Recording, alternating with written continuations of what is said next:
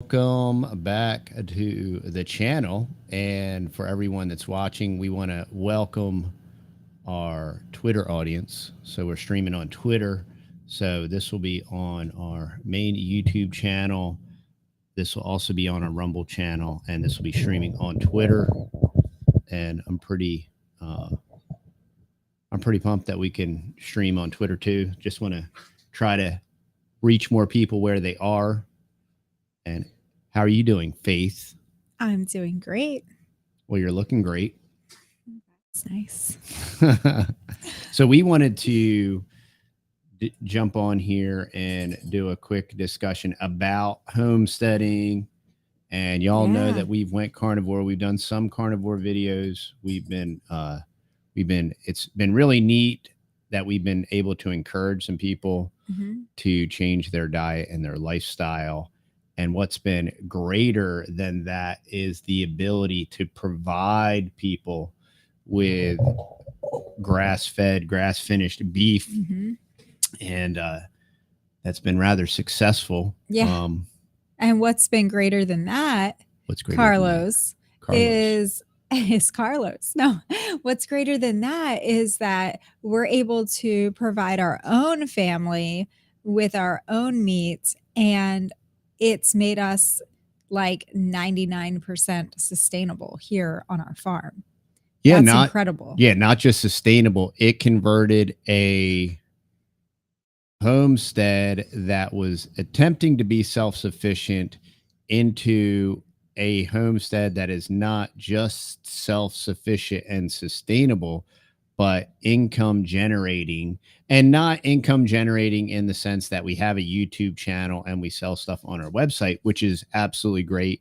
We're not going to stop doing that at all. We're going to double and triple down and do more. But now that the fact that we can convert one of our major homestead products, not just for personal consumption, but we can reach out and offer it to others. And then as we continue to scale, we're going to incorporate our local community and other ranchers, and we're getting them involved to be part of our supply chain and hand selecting local ranchers that have the same philosophy and concepts when it comes to raising their animals in a holistic way. But sometimes people have the animals and they have all of the infrastructure in place, but they don't have an audience to sell to. So correct. I think that it's just neat to be able to put those things together for people too. Hey, Psalms East Texas 73. Homesteaders and Psalms 73, 25 through 26. Your handle Psalms 73, 25 through 26 is rather long. So specific. I like it. I like it. Specificity is always important. Though, hey, so copycat. So yeah, we wanted to jump on, talk about this. This is not just one, we changed our diet and we've drastically changed our diet. And as a consequence, we have drastically had tremendous health benefits from that. Yeah. And we were already relatively healthy people. Like I said, right before we started carnivore, I had all my blood work done and it came back great, which was promising because I always think something terrible is going to happen. But you still had lots of things that carnivore has helped you with. Yeah, I had lots of issues that I didn't necessarily realize I had. I just the amazing thing. I realized you had some issues. Well, you and many other people realize that I have issues. But what's amazing is there's so many things, and I'm still waiting for it to fix the rest of your issues. One of our don't hold your breath, lady. You might deprive your brain of oxygen. Royce City. One of our neighbor. One of our horses are from Royce City. So are you done interrupting? Go ahead. I'm sorry. I was trying to make it. I get blamed a lot for interrupting and you. Lively. So and Matt got blamed for interrupting me. It's our family dynamic. We do that. We talk amongst ourselves. Yes. I have decaf coffee tonight. Just saying. She has decaf coffee tonight. Okay, go ahead. Continue. Well, now that I no longer have a mental fog and have a very clear thought process, and the fact that you interrupt me and try to get me off topic, I'm now unaffected and unfazed by that. Now that I do no longer have brain fog. Carry on. And I didn't know that I didn't have brain fog. And I also didn't know all my allergy symptoms are gone. I don't take allergy medicine anymore. Crazy. And this brain fog that I didn't know that I had is gone. And because you're always like, what's that word? And you chalk all these things up as being old, and I am old. I'm 47. And and then with the joint issues in the back and the neck and the shoulder, and that's all good, and all these things are alleviated. And you're doing push-ups. I'm doing push-ups. I'm doing sets of 30, preferably 10 sets a day. I want to get back up to like the Herschel Walker 1,000 push-ups a day status, but I don't know, that might be a while. Yeah, you're just feeling good. Your mood is good. You're sleeping good. Are you trying to say my mood wasn't good before? Well, if you're not sleeping, it's hard to have a good that's true. mood. No, he's much more positive person than me, but he is. I'm so glad to hear you say that. That makes me feel really good. Be nice. It helps my self-esteem. Thank you. Are you Jesus Christ is Lord? Yes, he does need to be nice. Are you Jesus Christ is Lord? Once again, very long handle. That's but good. It's good. Specificity is good. Yes. So we're talking about homesteading. We're talking about carnivore. We're talking about regenerative agriculture, converting arable land into food. Yeah. Right. And then how it impacts the environment. Converting our homestead into something that's income producing. Yes. And it's not, it's legitimate income producing. Yeah. Where it's like but it's a lot of hard work too. It's ranching. There's no such thing as free lunch. Yeah, okay? No, there's no free lunch in it. Yeah. Number one tip of the day, there's no such thing as a free lunch. Certainly in postmodern communist America, the United States of amnesia, as my buddy Billy calls it, in postmodern post-truth, the United States of amnesia. Yeah, there's still no such thing as a free lunch. Right. So I think the things that we were struggling with. Come on. Do you have something? No, Joe just wanted to comment on my. Oh, okay. I thought you were going to put in some kind of funny thing. Well, I did, but you can't hear it because you don't have your headphones on. Oh. So it's funny just to me, and that makes it even more funny. Oh, that's great. Well, I'm not putting the headphones on Tracy right says now. 47, I'm a fetus. What? Are you a post-millennial dominionist or inside joke with Texas Mom? Sorry. Okay. So we had just been struggling for a long time on our homestead, trying to, make it sustainable and just build it to a place that, you're not as reliant on the grocery store. And yes, we have really been working on that since Matt was a baby. We had dairy goats back then. We had chickens for eggs. I was buying bulk food. We were super into prepping. So we've been doing this for a long time, y'all. Yeah, and we've made all the panic buys. Once or twice we panic bought layer hens. Remember we panicked in the middle of the night. It was 2020, y'all, and there were no chickens to be found. And I thought maybe the world was coming to an end. I didn't know. Everybody did, right? I still think it is. So yeah, we have to make that t-shirt. Our friend wants us to make the t-shirt. What is it like? This is the end of the world. I was right or something. Yeah. It was like, you're welcome. Oh my. So we panic bought 100 hens one time in the middle of the night. That was crazy business. But yeah, we've done lots of things. We changed a spare room into a pantry. We've converted it. We filled it up. We have everything in there for over a year's supply of food. And when this carnivore thing just kept coming back up, I think it was Justin Rhodes who first was talking about it.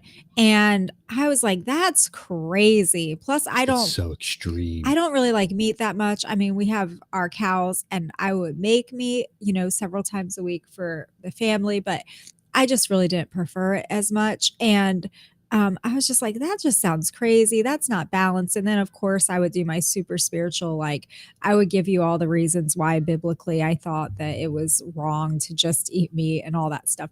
And what happened was, little by little, I have these close friends that went carnivore, and she's coming up on a year of carnivore, her and her husband, in October. And they're thriving. Like, they were doing great. And I was just thinking, you know, I know, like, mentally, I know we can survive on meat. Like, we watch all the Alaska documentaries, we watch all the survivor documentaries. Like, I know people thrive on meat. That's totally doable. I just didn't want to.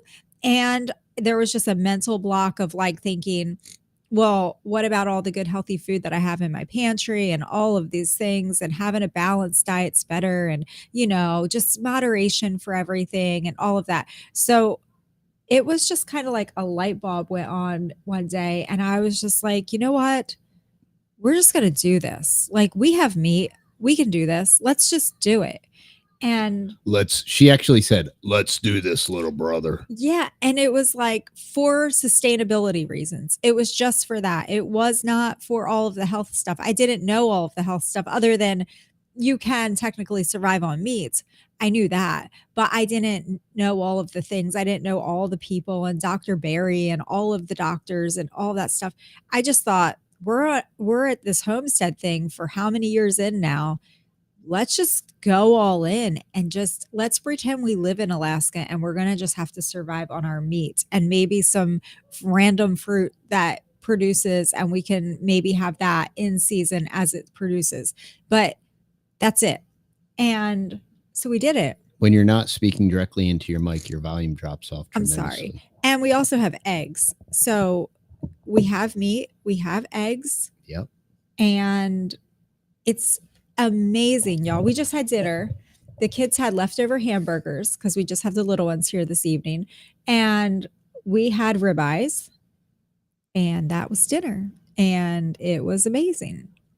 It was amazing. And I'm full and I feel great. Yeah. And it was simple. Like, I just simple, took them easy, quick, fast. Took them out of the freezer, defrosted them in some hot water, and just patted them dry, threw a little salt on them. And I know it throws a wrench into a lot of preppers stuff because, you're supposed to have these dry goods stacked and whatnot. And you've done that for years and years and years. I still have it, y'all. I had anxiety when I got rid of my oats. Like, that was the one little bit of anxiety that I've had in the last almost 60 days of carnivore, was when I sold my oats to my neighbor. I was thinking, should I hold some back just in case? And then I mentally had to like work through it in my mind, because I have had 50-pound bags of oats since Matt was a baby.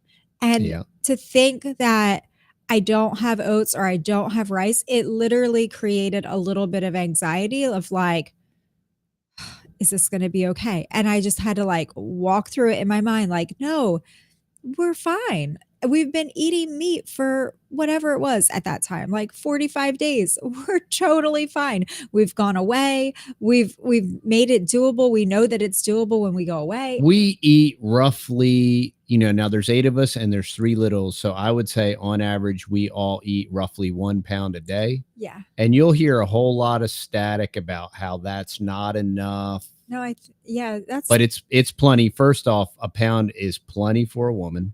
Yeah. But okay, now this being said, we eat an enormous amount of eggs with that.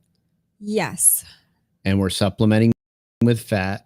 So all of these different factors expand that vector so that it's like, oh, well, if you're not. Yeah, it's not just like 1 pound of ground beef from the grocery store. Yeah. So, but on average, that's about what the people say. You might eat way more than that in the beginning, but then after about 2 or 3 months, most people level out and you just eat less. Your body needs less.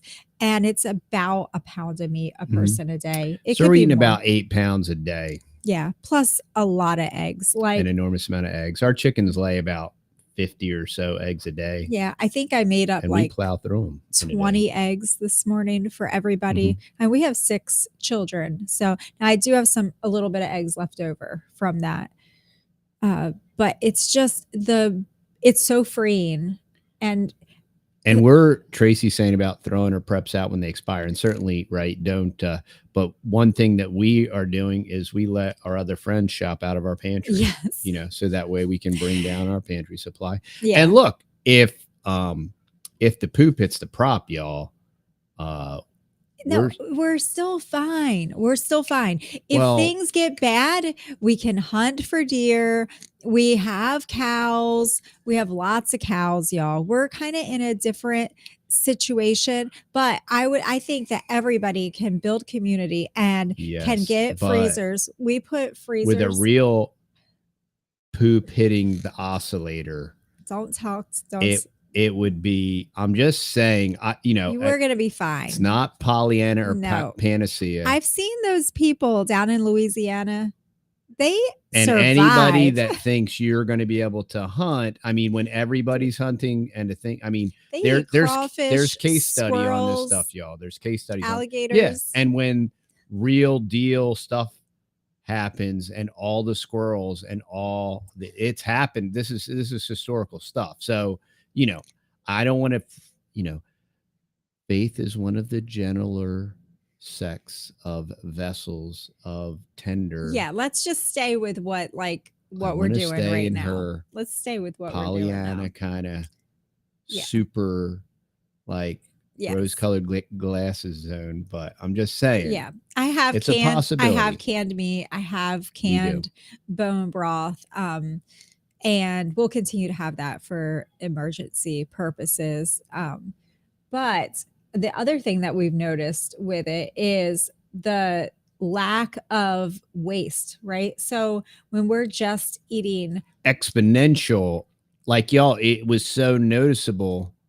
We have 2 trash cans that get picked up every week.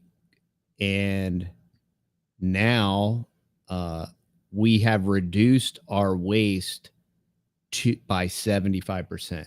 Easily. It could be very much less than that. Right. And as long as I can get everybody throwing out the stuff that's supposed to go in the compost bucket, it would probably be less than that. And it's partially my fault. I don't keep them rotated. It's basically like eggshells. It's eggshells, which I want to compost. Yeah.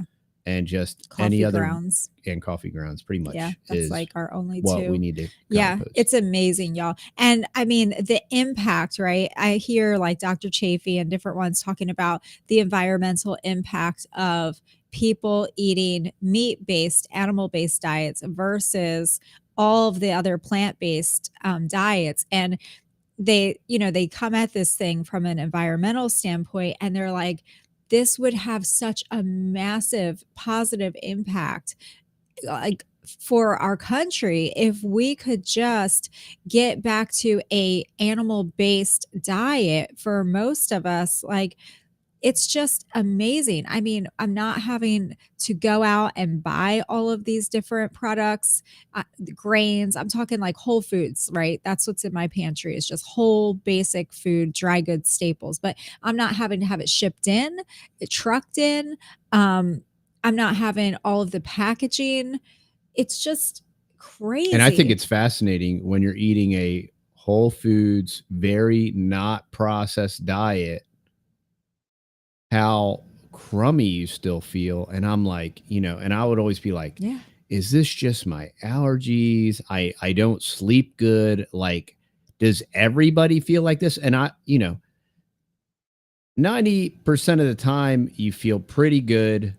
But you're not sleeping well and you're used to like boring through and, forcing yourself to have a great day and all that stuff versus when you, and I'm still tweaking my diet. Cause when I first started, it felt like superhuman.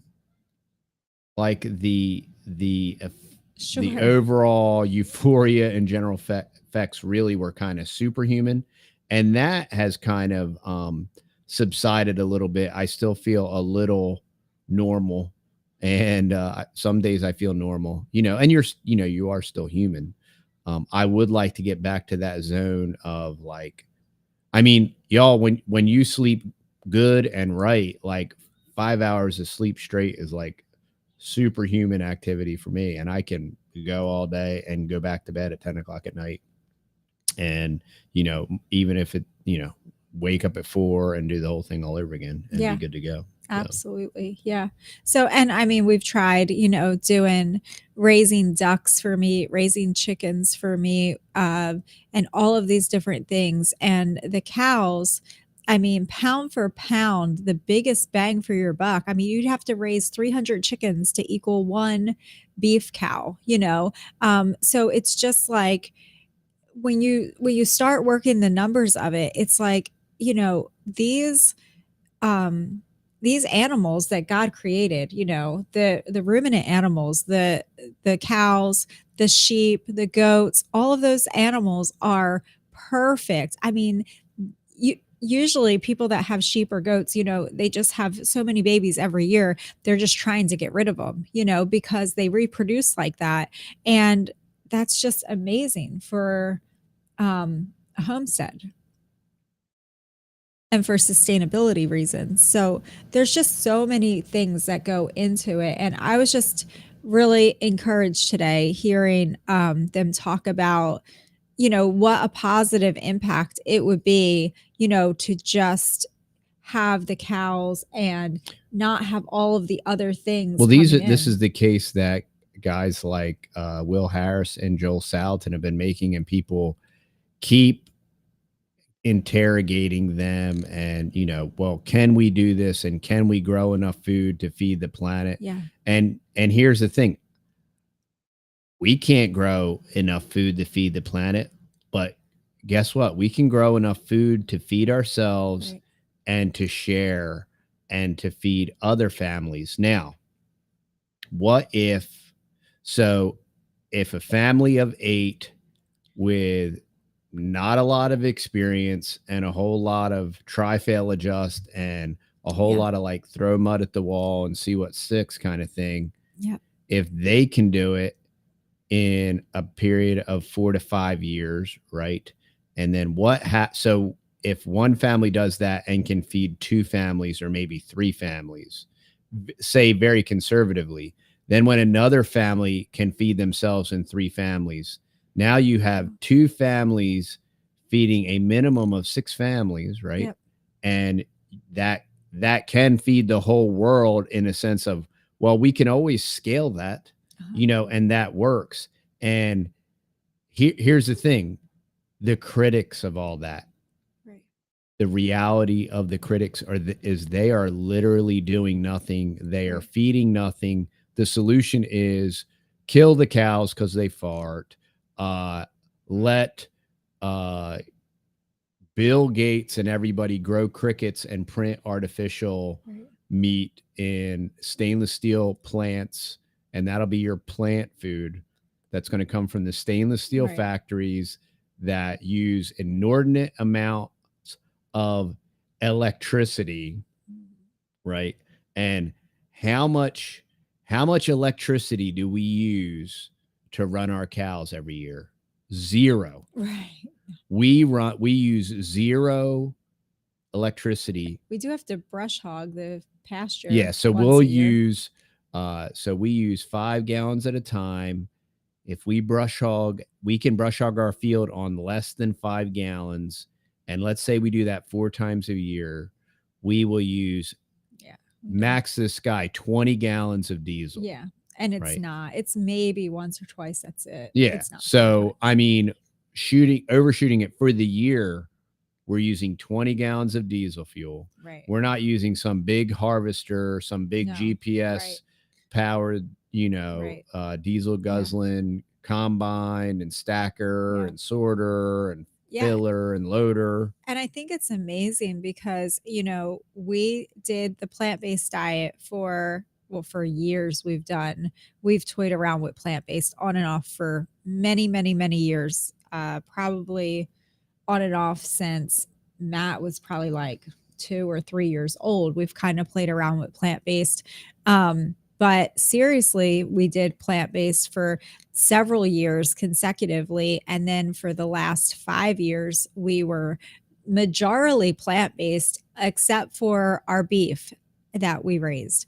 And, you know, it's just fascinating to just think about the deception of all of it and how much, just infrastructure, and it's just a money wheel, and how they're just, the cereal companies and all of the grain companies and just what they're doing to our land and destroying our land and throwing chemicals and pesticides on it to sell cheap grain to just keep everybody sick. And it's like, it's just crazy versus just having animals that eat grass. And it's just insane. I mean, it's such a backwards mentality, and I had totally bought into it. I mean, the cows eat the grass and then restore there's carbon sequestration as they graze, and as the grass regenerates, right, there's carbon sequestration there. Right. Their manure feeds the ground, and so you have carbon capture, you have all these different things, you have low emissions. That's why they have to make up this fallacy about cow farts. And then there's it's because the interior of the earth is extremely hot, several million degrees. Then there's Al Gore, right? And we know that just under the crust of the earth, it's several million degrees. So, there's that. So that's, and that's just what the science tells us. Yeah. So. And they said, even if they got rid of the whole entire beef industry in the US, if they were able to wipe it all out, it would only have a 5% impact on the overall, like, their environmental, big plan to like decrease global warming or whatever. It would be 5% if they wiped out the whole entire beef industry. So it's like, what about all these other industries? What about the plant-based industries, and how much, chemicals and propaganda environmental impact they're having? There's no metric for their environmental impact. It's just like all these idiotic electric cars. And there's no metrics for these batteries and these explosions and the recharge. It's, it's just a complete propaganda farce. And that's why they have to accelerate everything, because the shoes are going to drop.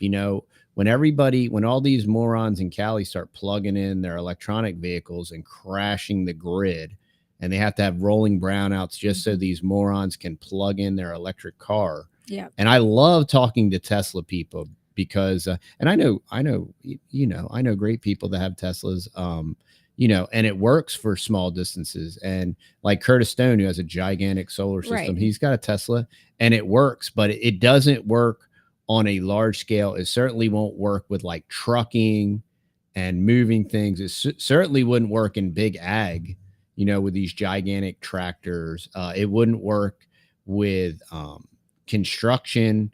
It wouldn't work with heavy earthworks. It's just completely like ridiculously non-sustainable. And just, the reality with the combustion engine is the metric of output of work. And it's how much effort goes into. I gotta run real quick. Okay. How much effort goes into extracting oil and converting it into fuel, and then how much production is produced by the byproducts and the combustion of that combustion engine. And it's a factor of thousands fold versus the diminishing returns of these depleting solar cells that are storing it into these batteries. These batteries have to be maintained. Okay, think about this, y'all. A Tesla car, the batteries have to be maintained at 70 degrees. Okay, think about if it's 110 degrees out and you're on some air quotes road trip, right? That battery motor cooling system is running perpetually. So when you're not going anywhere, that thing is running because those batteries temperatures have to be cooled to 70 degrees in order to function properly. And once they get above that 70 degrees or below that 70 degrees, they start to become very inefficient. So everything about electric vehicles it's a total scam. They're just the most unpractical, unless it's a golf cart and you're putzing around or doing these little things that require very little short distances and very little effort and very little power. They work. Or unless you want to do some propaganda roadster and you want to do like a 0 to 60 on a quarter-mile deal and do all this razzle dazzle stuff as just pure propaganda, it works great. Right. But try to do it over any distance with any real power and any real results, and you have nothing. Yeah. East Texas Homestead said cow farts aren't ruining the earth. Their private jets are, though. Yeah. I mean, it's like, how can you just like focus on one aspect of one animal and just say that that's the thing that's killing the planet? And if we just destroy all these animals, well, fortunately, intrinsically, if the cows are the problem, we get to kill all the plebs' foods. So all those blue collar, middle class, we can win one for the globalists. Well, they can control the food. They can make it in a factory, and that won't destroy the planet at all. That's perfectly low impact, I'm sure. Way more low impact than a animal that God created. Like, it's and I mean, crazy. Solar panels, they just get those poor little brown kids in the Congo to dig up the cobalt with their hands and breathe in all that cobalt dust. But, other than that, it's all fair trade and fair source cobalt, that Elon's using in his batteries and his solar panels, solidarity. It's all about, he just wants to help the impoverished of the world. It's just amazing how freeing this has all been, just all of the different, positive things that we've figured out from it. Like, oh wow, we weren't even thinking about that. But like, my shopping list is like non-existent practically. Toothpaste. It's like, there's like nothing on my list anymore. I used to have like an Amazon subscribe and save, and that's just a joke. Like, the only thing left on our Amazon subscribe and save is like cold medicine, which praise the Lord, we haven't even been sick. And that's another thing, is that every 60 days we say 90 days, but really it's about 60 days since 2020, since April of 2020, what happened in 2020? Every 60 days, our whole entire family gets sick for a whole month, wipes us out, respiratory, heaviness in our lungs, the whole deal. Fevers, the whole 9. Every 60 days that's happened since April of 2020. Y'all, it's been so frustrating. Wipes us out for an entire month. And we were like, well, we'll see. So we started Carnivore, and sure enough, that 60-day, now we're not 60 days on Carnivore yet, but 60 days from the last time we got sick. I think we really are 60 days on Carnivore, because our last update was 58, and that was like, but I always mark it on my phone when we got sick, because when we started and when it ended, because I try to track the cycle for the next time. And I don't want to talk about it because that produces YouTube strikes. Right. But okay. So for some reason, I don't know. Here's the thing is that the 60 days came and everybody got a very mild cold, mild this time, like barely nothing, like a couple days of a little bit of a sore throat and a little bit not feeling 100%, but not enough to totally wipe everybody out. We still were able to work and do everything we needed to do. And it lasted maybe about 2 to 3 days for each person. And the same with me. You can hear it a little bit in my nose. I just have just a tiny bit of it. I had like this very mild sore throat, couple days, still was able to do everything. And that's it. It's gone. Like this morning I woke up and I was like, I don't have a sore throat. And it was so mild. And I am so thankful. If we can break that cycle of that every 60 days getting wiped out deal, you didn't feel like you had a normal life. You know what it was? China, China, China, China, China, China, China, China, China, China. Donald, you're a genius. Hutch, I love your comment. I was angry. Right? How was it? Every 60 days, what would I say? You would curse and no, swear. I would not. But I was so angry about it because I'm like, why are we sick? We're eating perfectly good. We're eating clean. We're doing everything that we're supposed to be doing. And why do we keep getting sick and like horribly sick, wiped out? China. So yeah, I was really ticked off about it. And I'm just like, you know what? Maybe this will be the thing. Maybe this will be the thing that if we just clean up our diet just that much more, simplify it, right? Because I do know the power of like mono foods, right? Mm-hmm. And if we just simplify that to the just meat and eggs, would that be enough that our bodies will be able to deal with this thing better? And sure enough, so far so good. It seems like day 60. Yeah. You know, and then there's all these other intrinsic benefits, and we can encourage other people. Yeah. And my new buddy John, I was texting him. I'm like, how's the carnivore going? And he's like, I'm down 5 pounds. That's awesome. He's like, I really want to eat a watermelon. I said, eat a watermelon, dude. Go for it. Yeah. You have to give yourself some grace. My fruit. Figs are cracking right now, and they're epic because it's so dry. You're not buying fruit from the grocery store and eating it. You are just eating a little bit as you find it out in the orchard or whatever. So that's a little bit. You're not saying you're not going and see. He's ornery. When you don't talk into your mic, your sound drops off terribly. My mic's right here. I know, but when you turn like this, I can hear in my headphones.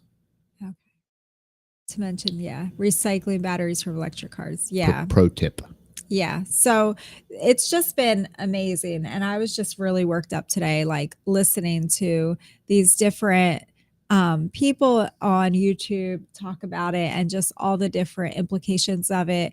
I listened to this 80-year-old woman, and she lived out in like remote part of Canada for most of their life when they were raising their children, her and her husband, and they just ate what they hunted. And there was some Indian women up there that taught them how to like crush these berries down and kind of make like a shoe leather kind of with the berries.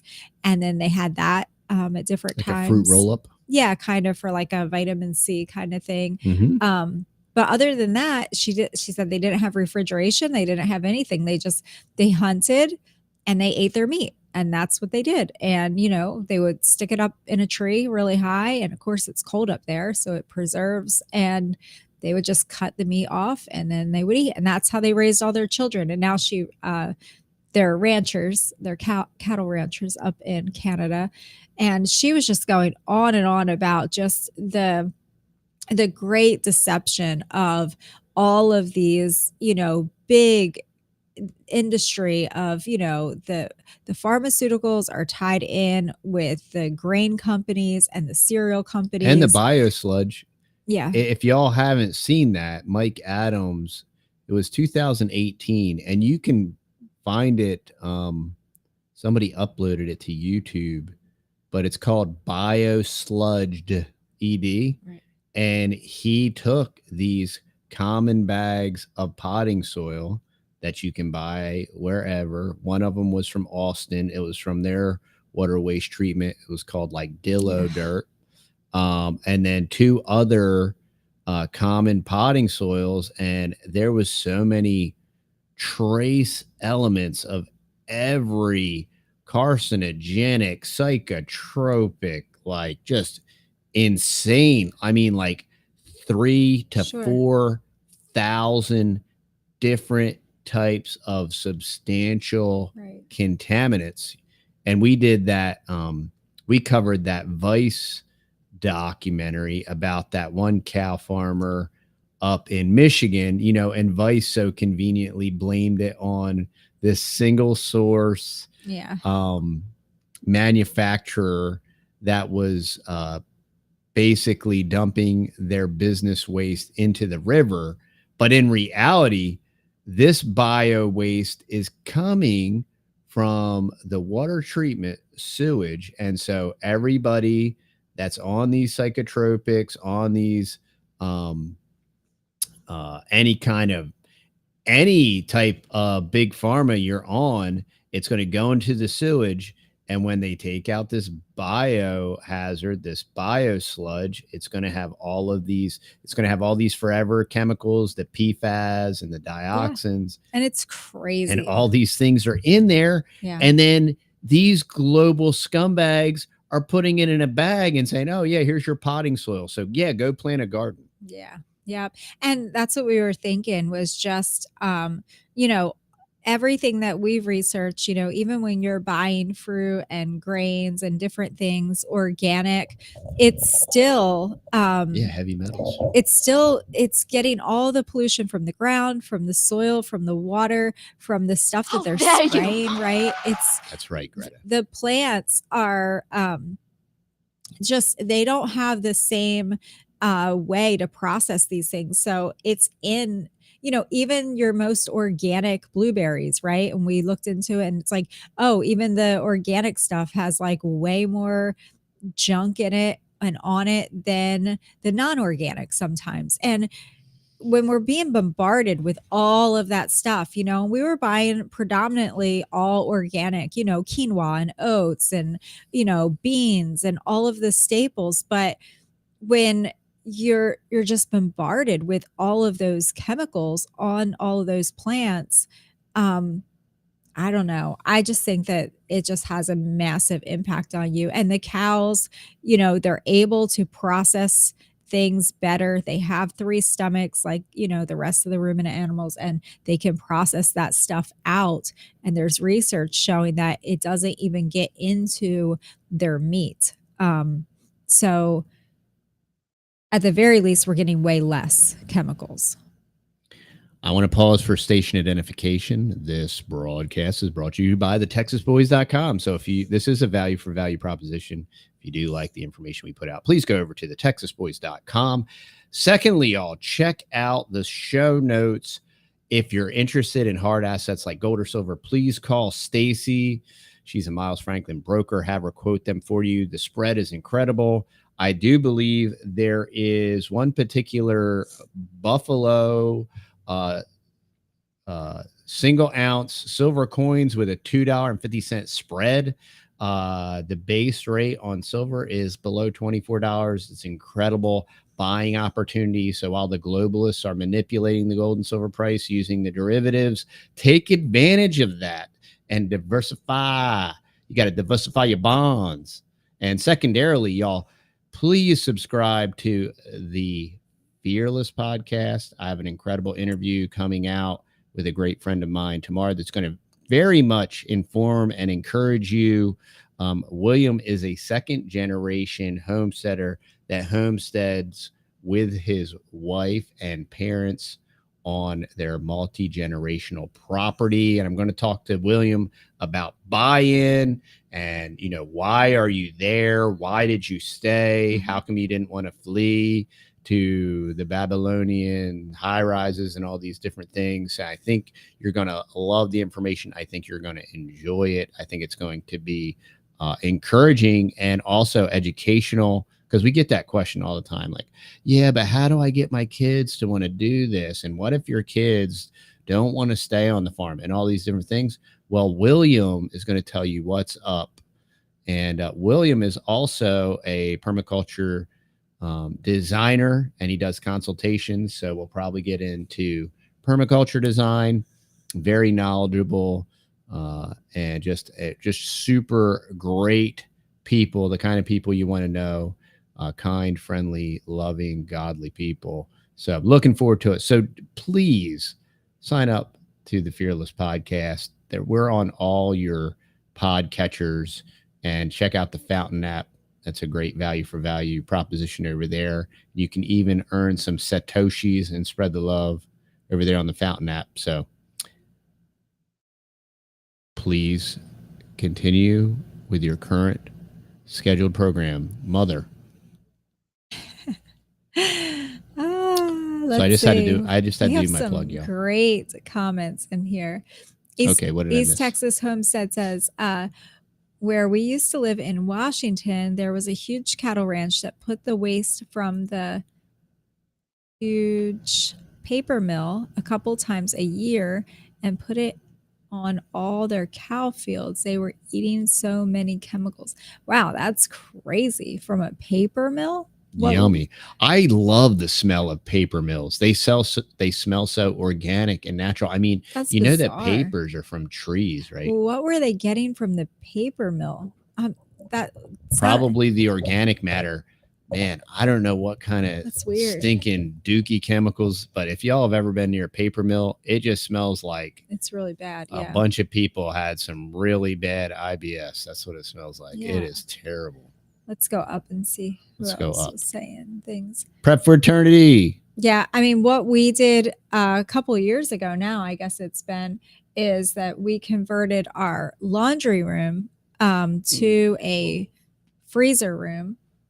And I just, little by little, I got a freezer back. I guess that probably started in 2022.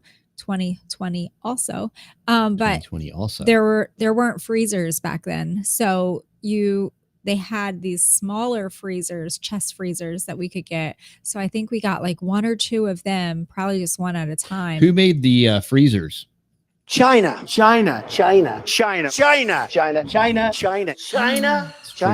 true, Donald. So we just got one chest freezer at a time, smaller size. And what I really loved about that was that I could separate out all of our different things. At the time, we only had one for beef, one for pork, and eventually we had one for chicken. But now we just mainly have beef. We have a freezer for beef, and beef. Yeah, we had like vegetables, and I had a freezer for like extra gardening stuff, like for, vegetables that I would pull in from the garden and throw in freezer bags and save. And now we don't have any of that. We just have beef mainly. I do have a few hams back there and a little bit of our pork sausage, but we're playing around this month with our local butcher is trying to make us some beef sausage links, and they did make them for us, and some ground beef sausage and also some beef bacon. So that's going to be really exciting to try that out and see how that is. But just in the name of just trying to be more sustainable, just trying to live with what we got and not have to rely on the grocery store. But if you have to rely on the grocery store right now until you build up, a network of people, until you meet a local farmer, or maybe you have friends that you can go in with. We've heard that done before, where a group of friends go in together. They lease some land, put up some barbed wire fence around it, and watch Greg Judy's material. That's how he built his cow empire. And you can do that with a small group of friends or family that want to raise your own beef. And it's just amazing. I mean, you can rent a cattle trailer. And we did that video a couple years ago, 2-3 years ago. What if the new normal is the old normal? Right. And we talked about how with fragile, crumbling supply chains, it would make homesteading more sustainable, profitable, valuable, and more of an income generation, and as you are the supply chain, you're right. being, and you are the solution. And how, I mean, it's incredibly, and Joel Salatin continues to talk about this homesteading tsunami.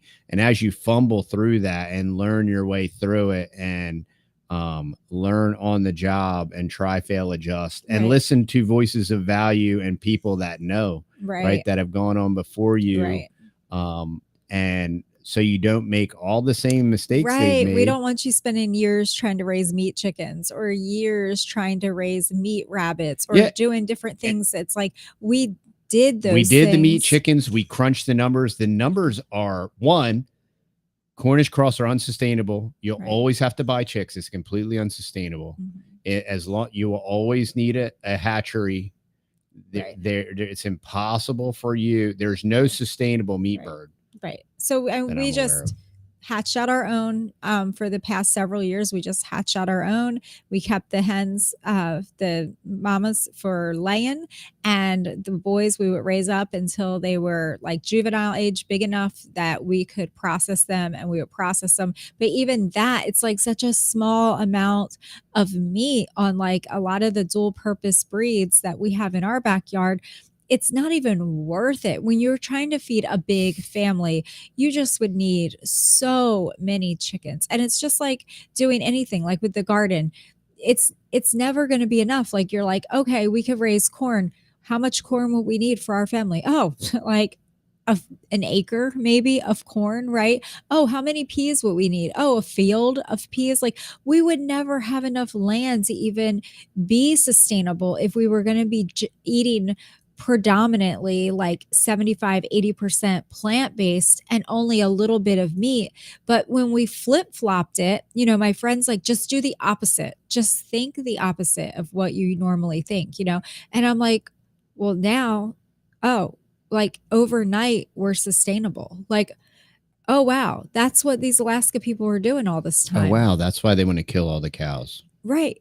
Yeah, like this is crazy. Like, oh, this is the most efficient way for human beings to like thrive and get all of their vitamins and all of their nutrients and everything we need to live and survive is in this meat. And it's from this animal that eats the grass and converts it into this perfect food for us, and it's just crazy. Like, why didn't we were doing it the hard way all this time. We were doing it the hard way. Right. My other beef about meat birds, when you calculate how much organic feed you have to feed them, you're going to have $25 to $38 a bird. And then I'm not going to eat that bird. That is like eating gold. And how much you're going to have to sell that bird for? And you're going to make like $4 or $5 a bird. Yeah. You're going to sell that thing for $50, not make any money. Yeah. There's 5 pounds of meat there on a good day. Yeah. That's insane, y'all. And if you just feed them the run of the mill, and there's no fat feed, the feed that's just, there, that's cheap and available, then they don't have 3 stomachs to process that. So all of those chemicals and all of that soy and all of that grain stuff is getting stuck in their meat, and it's not going to be. And if you think about it from a creation standpoint, and if God created everything and he does know the beginning from the end, right? And he did put Adam and Eve in the Garden of Eden, and then he did cast them out of the Garden of Eden, and then animals were introduced into the diet and all these different things. And now as time passes and we get towards the end, like really close to like all this stuff, there's a book, it's called Revelation, and there's like, I don't know when it was written, but it really seems like it's almost like a modern, like a 2023 newspaper. But anyway, so if God created these animals and did know the end from the beginning, and then it just so happens that the 3-stage herbivore stomach not only turns grass into this nutrient dense food that has every nutrient that you could possibly need, but it also, through that same exact process, eliminates the chemicals. And Texas A&M has done a study that has quantitatively shown that through that process, even glyphosate and other harsh chemicals are eliminated through the process and do not make their way to the meat or the fat. Yeah. So that's rather fascinating. And it almost sounds like that was designed that way on purpose with the end in mind. And now we're in this phase of the slow kill that Catherine Austin Fitz talks about with the, all the big pharma, big chemical, and all of these forever chemicals, the PFASs, they want to control the food. They want to control the people, and they want you dependent on them. And East Texas Homesteader says, you want to pop that one up there? Which, I'm sorry. East Texas. Yep. I was just going to get to you on this one. We have 45 acres and have only been here a year and a half. We're still trying to decide on what to do where on our land. We bought our dairy cows, horses, chickens, and 2 goats. We aren't sustainable yet. Yeah. Cows. Well, if you want our opinion, here's my opinion. Keep the chickens for your eggs. Keep your horses, because we got horses and they're just fun. But if you're going to do goats, if y'all enjoy goat meat, that's great. But honestly, sheep and goats are great if you have good fencing. Sheep are great. And goats are goats. If you enjoy that meat. But the dairy cows, goat meat, get sheep. We did dairy cows. We have friends that are doing dairy cows right now. I say it's a waste of your time. It's a waste of your money. It's a waste of your input. The dairy is not good for you. The liquid dairy is definitely not good for you. Even if it's A2, that's what we had. We got sick. We had massive inflammation. We gained tons of weight. And you can go listen to any of these doctors, any of these different carnivore doctors talk about dairy, liquid dairy. I would not waste my time with liquid dairy. I would just fence in as much as you possibly can and put cows out there. Pasture. And grow cows and have your meat. And if you can rotational graze, that's optimal. That's going to add the most biomass and the biodiversity, and that's going to give you the best soil. Don't kill yourself trying to do that either. Like if you can just do a perimeter fence and then maybe the next year put in, a fence to divide it, a permanent fence. I wouldn't jank around with all that electrical fence nonsense. That's like 2 full-time jobs. Well, if it's what you're doing, you can do that. If it's your full-time job, go for it. But if you have other things better in life to pursue than cursing at electrical fencing and weed-eating paths for electrical fencing, I personally have witnessed years of electrical fence moving when we had our goats, and it is not as easy as it looks. And we prefer a perimeter fence and then section off those sections that you want with a permanent gate and open and close those gates. And even if you just have 2 or 3 sections that you rotate through, that will still serve and suffice you for rotational grazing if you want to do that. But don't feel like you have to be set up for rotational grazing to have cows.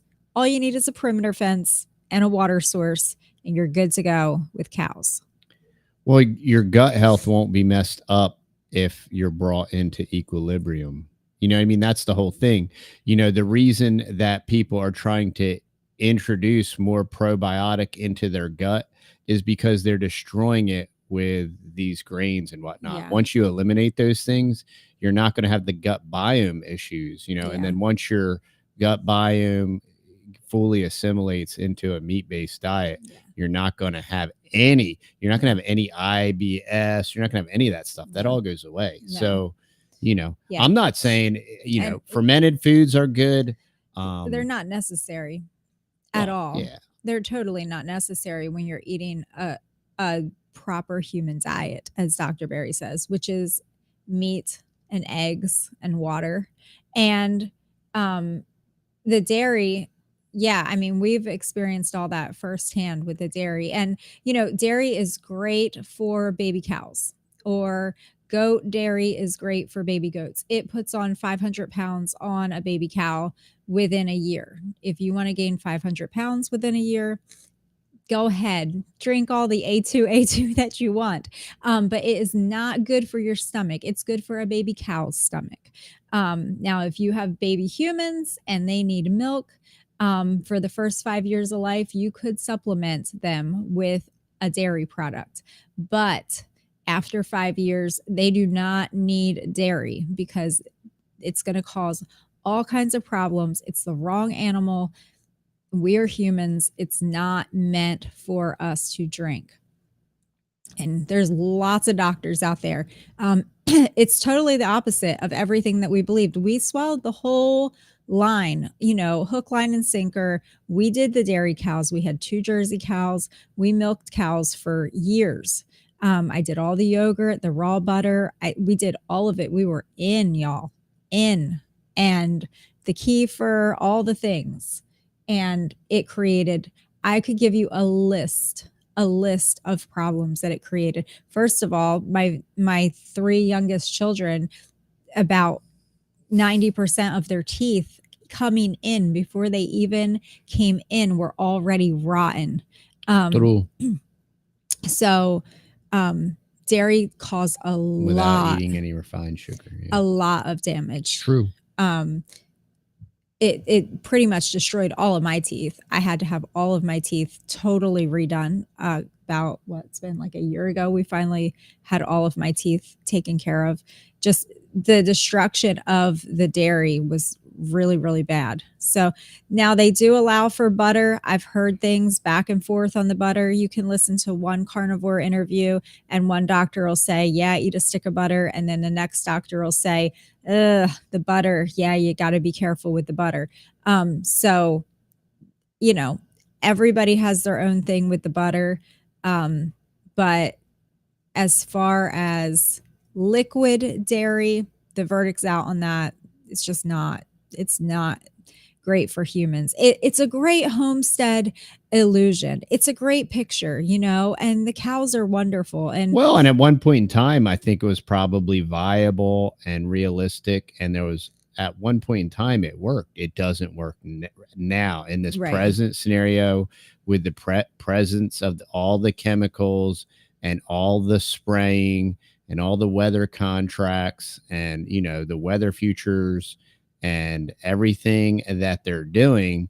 This is where we're at. So to just try to make some biblical allusions or references of some static type thing, we clearly see our soils are absolutely completely depleted, and minerals and runoff and all these different things are affecting every aspect of our lives. And the technocratic oligarchy is absolutely polluting everything from every single facet. So as we're attempting to roll with the punches, no pun intended, these are the conclusions that are being drawn. The biggest thing I hate about all of the carnivore stuff is this caveman ideology. Right. And just for the same reason that I'm not going to make overt statements with broad brushes and all this thing is this and then I don't have to explain why. Well, my ancestral DNA tells me that I just need to eat a steak with lots of fat on it. Right. And trust the science from my ancestral DNA. I was there 300 million years ago when nobody existed except for God, and I saw the pollywog crawl out of the primordial soup and convert into a monkey and all this. We're definitely not stupid retarded junk. And I hate that about carnivore. Yeah. And there's even these air quotes Christian doctors, and they'll still stick to their evolutionary mumbo jumbo. And then and then they use all of that fabricated history that completely didn't happen. And then they'll use it to support their modern day theory. And it's no different than the vegans. And it's no different than the Loma Linda plant-based, Ellen G. White witches and all that stuff. The Seventh-day It's no different than that. And you're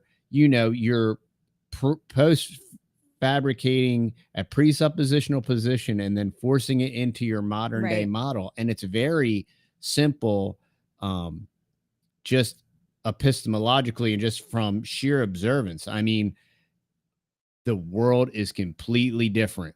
Like the level of chemicals is completely different. Barack Obama, Barry Soetoro in the house, y'all. Plants don't run. I like Ken Ramsey says, I personally only eat dinosaur, true ancestral diet. There you go. Yeah. It's very true. We can only aspire to raise dinosaurs one day. But there's just so much out there, y'all. And we are just, sharing with y'all what we have experienced firsthand. Just trying to homestead and do different things. And I mean, we really did it for a long time. Yeah, and, and we saw the difference, when we stopped the dairy was when I had my scare with cancer, which and there's a link there with the dairy, and we're talking A2, perfect dairy, grass fed, all of that stuff, right? But my thyroid went out of control. I thought I had thyroid cancer. I still have nodules, but they're very, very small now. But I found myself down at MD Anderson Cancer Hospital, and it was a really scary time. And we also had other friends that went full bore into the dairy cows, and they started like a milk co-op with the dairy, and they were selling it and doing all these things. They had a herd of dairy cows. Hey, the other thing about dairy is it's a lot like owning your own business. You don't own it, it owns you. When you have a dairy cow that's in milk, you can't do anything. You can't do anything except milk that cow. Yep. And then our friends, her husband was a big burly firefighter guy. He went down to like 120 pounds. His thyroid went out of control. He got horribly sick. Had to take a leave of absence from work, and it was all related to the dairy. And there was another family, also pretty famous YouTube family, that she went into full-blown thyroid issues. And again, we all started the dairy cows at the exact same time. And all three of our families were eating very clean diets, but we just had large amounts of dairy, and we all had massive thyroid issues, plus inflammation, plus cavity issues, teeth issues, just all kinds of things were out of control because dairy gets assimilated into your body as sugar. And we just had massive issues going on. And when we stopped the dairy, like we stopped it like dead in its tracks when we found out that my thyroid was probably cancer, and a really bad kind of cancer. And so we sold the cows. It was a very hard decision, and we shed a lot of tears over it, and we sold them. And you can see the videos and the pictures that we have pre getting off dairy, and the inflammation